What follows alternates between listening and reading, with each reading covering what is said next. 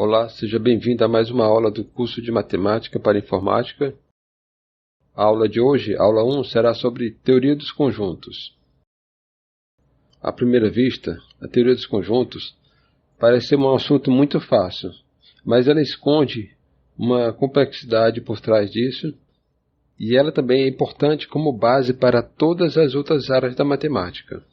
Por isso eu trouxe essa frase de Thierry Stern, presidente da Patek Philippe, fabricante dos relógios mais caros do mundo. Ele disse: a simplicidade é difícil. Outra frase também que fala sobre simplicidade é da escritora, que usava um pseudônimo chamado George Sand, uma escritora francesa do século XIX, e ela falou também o seguinte: a simplicidade é o que há de mais difícil no mundo. É o último reduto da experiência, a derradeira força do gênio. Eu coloquei essas frases logo no início da aula, que é para preparar a mente do aluno para não subestimar a força que tem a teoria dos conjuntos. Nesta aula, estabeleceremos um vocabulário básico a ser utilizado durante o nosso curso, e na verdade vai servir também para as outras disciplinas que estão por vir. Esse vocabulário todo é proveniente da teoria dos conjuntos. A teoria dos conjuntos é um assunto aparentemente simples, mas muito poderoso. Mas antes de entrar nos detalhes, é preciso definir uma coisa muito importante, que é o conceito primitivo. O que é isso? É um conceito para o qual não é possível estabelecer uma definição a partir de conceitos mais fundamentais. Por exemplo, o tempo. Nós definimos muitas coisas a partir do conceito de tempo, mas definir o que é tempo nós não conseguimos. Por quê? Porque é um conceito primitivo. Então, na matemática existem também alguns conceitos que são considerados primitivos. Mas para a nossa disciplina, eu vou considerar 4 conceitos primitivos. Ou seja, eu não vou perder meu tempo tentando definir. Eu vou considerar que vocês já entendem intuitivamente esses conceitos, que é o quê? Conjunto, elemento, a relação de pertencimento de um elemento a um conjunto e número. Pronto, são esses 4 conceitos que eu vou considerar que vocês já sabem. Eu vou referenciar um conjunto sempre com letras latinas maiúsculas. De preferência, a letra S. Por quê? Porque em inglês set quer dizer conjunto. Okay? Um elemento eu vou referenciar com uma letra latina minúscula.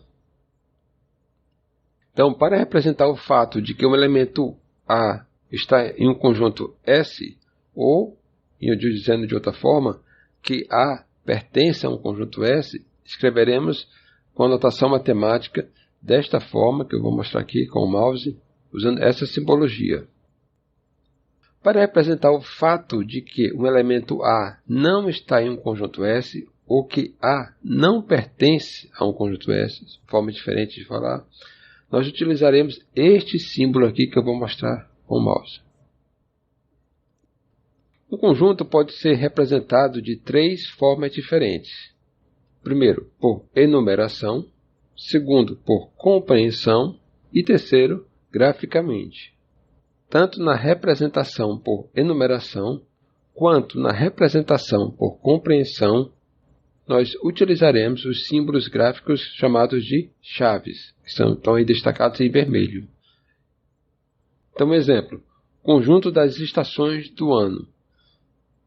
Por enumeração, eu vou utilizar as chaves, que eu vou mostrar aqui. Vou abrir chaves e fecha chaves.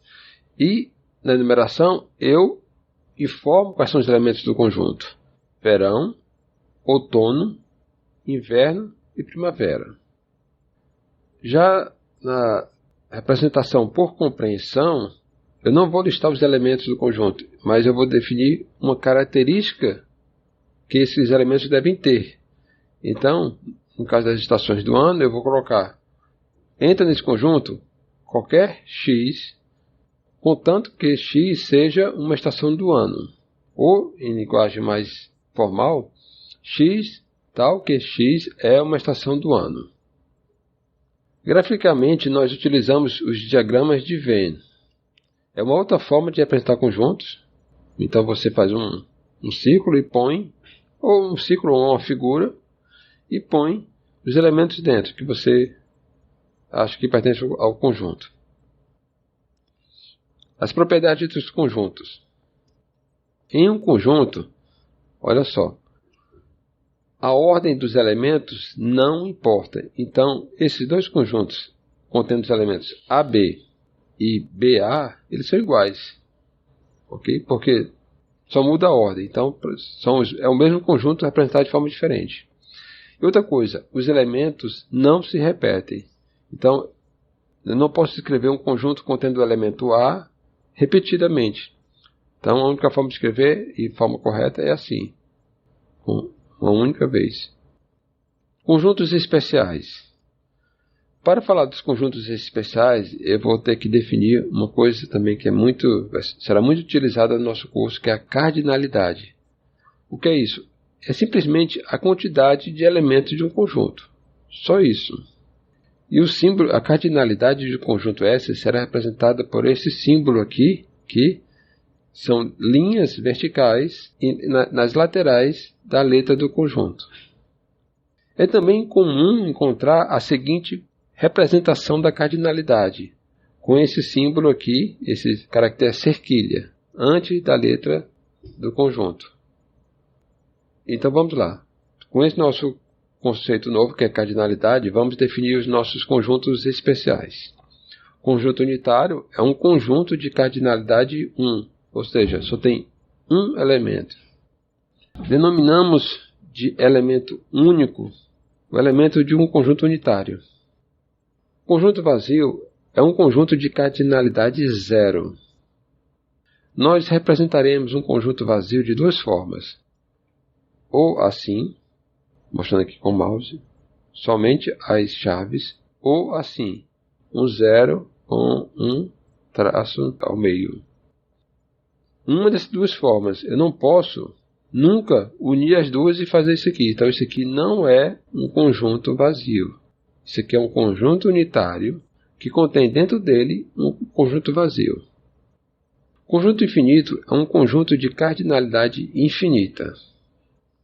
Conjunto universo é o conjunto onde colocaremos todas as coisas que farão parte do nosso estudo em particular.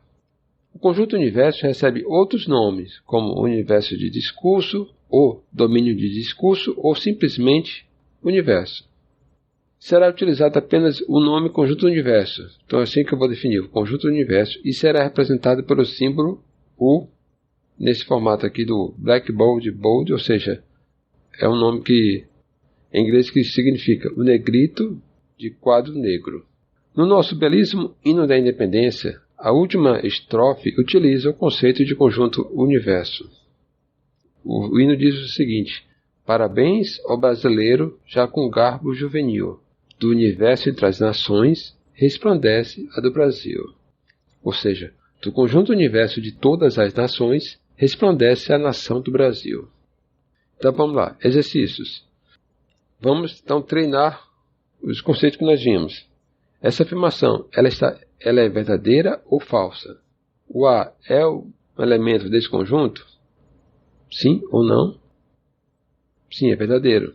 Ele é um elemento desse conjunto. Agora, X, ele não pertence ou ele não é um elemento desse conjunto A, B e C. Sim, isso é verdade. Agora, vamos tornar as coisas mais difíceis.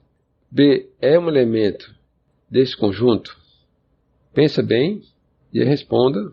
Na verdade, é falso. Ele não é um elemento. O B é um elemento desse conjunto que está dentro do conjunto maior, mas não é um elemento desse conjunto maior aqui, tá? Então não confundir. E esse conjunto S, contendo os elementos A, B, C e D, qual é a cardinalidade dele? É simples, é só contar. 1, 2, 3, 4, então é 4. 4 elementos dentro desse conjunto. E agora, quantos elementos tem nesse conjunto? 3. 3 por quê? Vamos contar, eu vou mostrar aqui em vermelho. Primeiro elemento, o A. Segundo elemento, um conjunto contendo os elementos B e C. Então, isso tudo é um elemento do conjunto maior, o S. E o terceiro elemento é o D. E agora, quantos elementos tem esse conjunto? Só tem 2. E eu vou mostrar. O primeiro é o elemento A, aqui destacado em vermelho. E o segundo elemento é todo esse conjunto aqui. Ok? Então, como eu falei, a teoria dos conjuntos ela envolve certas complexidades. Não subestime essa teoria. Vamos ver operações entre conjuntos. Primeira operação, união. O símbolo é uma espécie de U. Um exemplo. Nós temos o conjunto A contendo os elementos P, Q e R. E o conjunto B contendo os elementos M, N, O, P. A união dos dois conjuntos, então, vai entrar o quê? Eu vou fazer o seguinte. Eu vou colocar logo os elementos todos de B, M, N, O, P. Então, trouxe todos os elementos de B. E agora eu vou colocar os elementos do conjunto A. Então, o P já está dentro. Então, não é para repetir. Não pode, lembra as características dos conjuntos, não pode haver repetição de elementos. Vai entrar o Q. O Q não está repetido. E vem um R para cá. Então, a união é M, N, O, P, Q e R. Propriedades dessa operação de união de conjuntos. Temos a comutatividade, ou seja, eu posso comutar. Eu posso fazer A união B ou B união A, não importa, vai dar o mesmo conjunto. Associatividade. Eu posso fazer primeiro B união C e depois, com o resultado, fazer a união A. Ou então, eu posso fazer A união B e depois, no final, fazer a união com C. E isso tudo vai dar o mesmo conjunto. O elemento neutro da união de conjuntos é o conjunto vazio. Por quê? Porque o conjunto unido com o vazio vai dar ele mesmo. E nós temos também a idempotência, que é o quê? A união de A com ele mesmo é ele mesmo. É como se fosse o A ao quadrado é igual a A. Basicamente é isso. Segunda operação, a interseção, com esse símbolo, agora com o U invertido. Exemplos. Vamos pegar aqui o conjunto A contendo A, L, M, R, X e o conjunto B contendo os elementos M, T e X.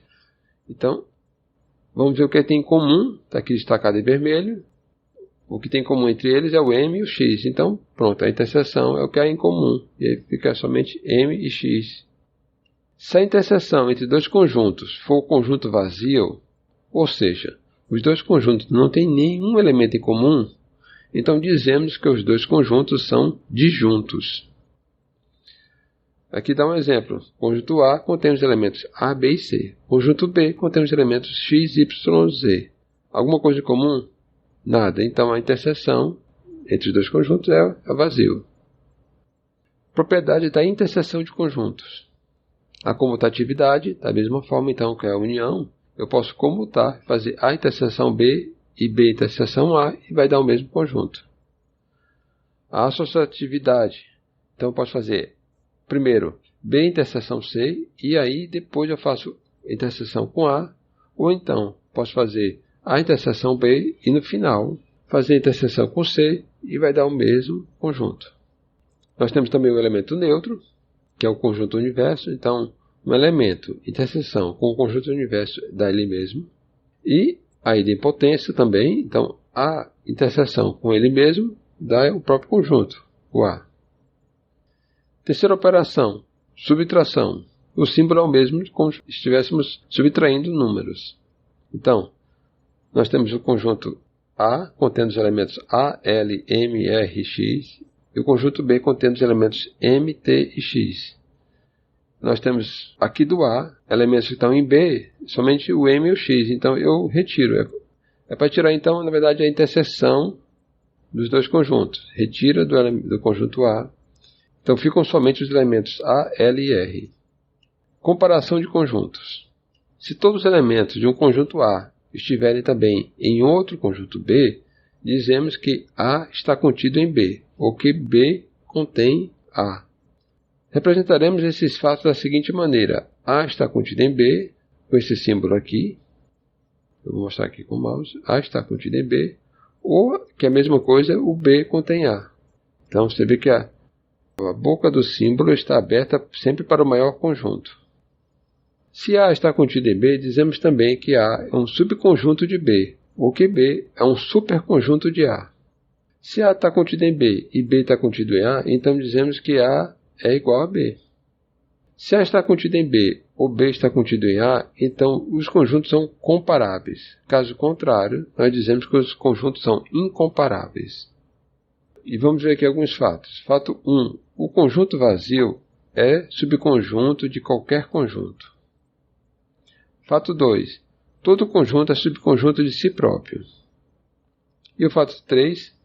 Dado um conjunto S, a quantidade de subconjuntos de S é dada por 2 elevado à cardinalidade de S.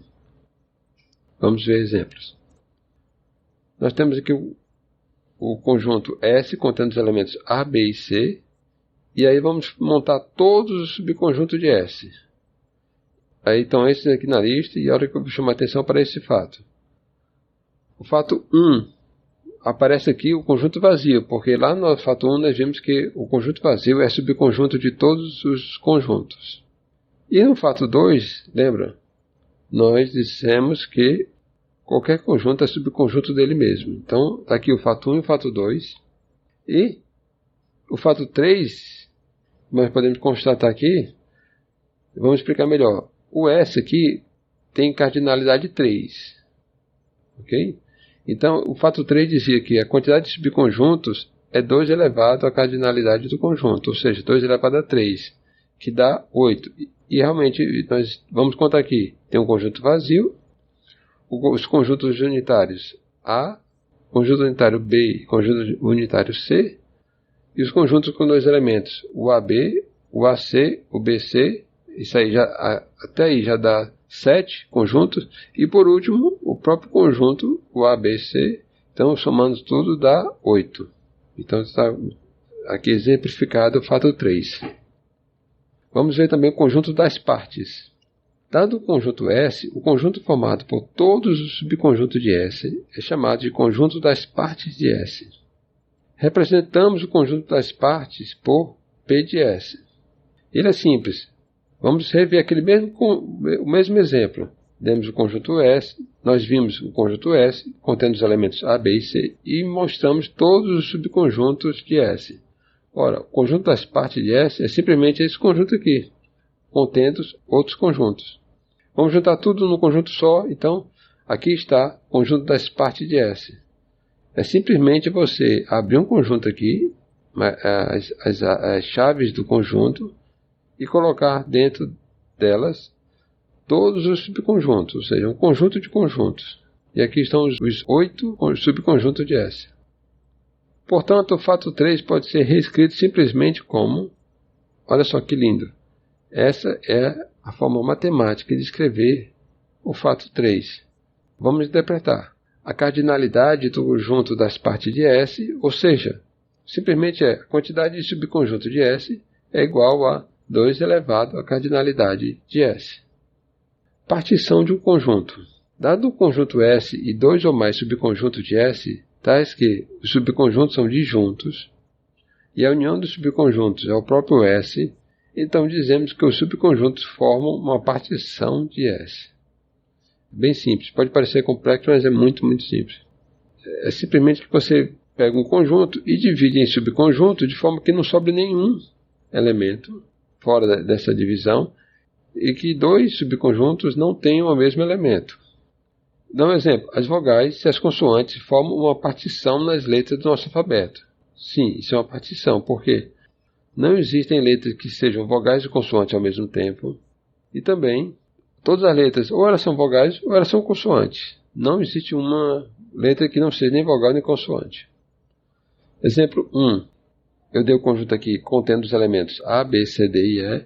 E eu pergunto, esse aqui embaixo é uma partição? Para pensar, esses dois conjuntos, subconjuntos A, B e C e C, D, E, eles são subconjuntos do lado maior. Mas essa união desses conjuntos é uma partição? Não. Por quê? Porque o C está repetido. não pode haver repetição de elementos. Então, por causa disso, não é uma partição. Vamos ver agora o mesmo conjunto, agora e uma outra pergunta. Esses dois subconjuntos, eles formam uma partição? A resposta é não. Por quê? Porque falta o elemento D. Nesse primeiro nós temos o A, B, e aqui nós temos o C e o E. Mas cadê o D? Não está aí. Então, não é uma partição. Tem que atender, então, dois requisitos. Todos os elementos têm que estar em algum subconjunto, e esses subconjuntos são todos disjuntos. E agora, essa partição aqui, contendo os subconjuntos AE, CB e D, forma uma partição?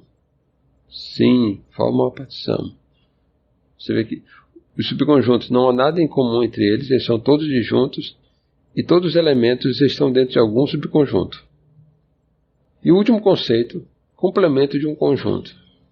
Dado o conjunto do universo U e um subconjunto de U, representado por S, então chamaremos de complemento de S o conjunto U menos S. Então você tem um conjunto do universo e você retira S. O que sobra é o complemento de S. Representaremos o complemento de S por um S com um traço em cima. Ou seja, S traço é igual a U menos S. Então considere como o nosso conjunto do universo o conjunto das letras do nosso alfabeto.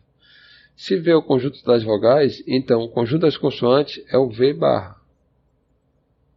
Por enquanto, é isso. Há muito mais para ver em teoria dos conjuntos, mas o vocabulário apresentado nesta aula será suficiente para esta disciplina. Chegamos ao fim. Nós vimos como vocabulário novos aqui. Vimos como vocabulário novo para nós.